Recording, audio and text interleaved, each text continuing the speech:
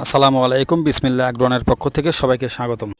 আসলে পেঁপের বাগান নিড়ানো যে কতটা গুরুত্বপূর্ণ সেটা বুঝতে পারে যারা ভালো মানের কৃষক। আগাছা মুক্ত থাকলে ফল তাড়াতাড়ি বড় হবে, আর ফল তাড়াতাড়ি বড় হলে আপনার লাভ।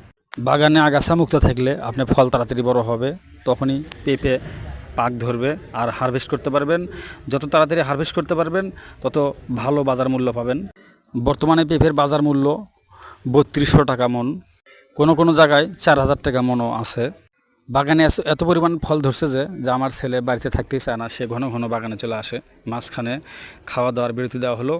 আজকে প্রচুর গরম পড়েছিল, এই বড় ভাইদের অনেক পরিশ্রম হয়েছে আজকে। যাই হোক, পরিশ্রমের পাশাপাশি একটা খাওয়া দাওয়ার বিরতি দিয়ে তারপরে তারা কাজ শুরু করবে। মাঝখানে স্প্রেও চলতেছে, স্প্রে শেষে আমরা সার দিয়ে দেব। যিনি আমার স্প্রে করে দিচ্ছেন তিনি খুব ভালো মানের কৃষক।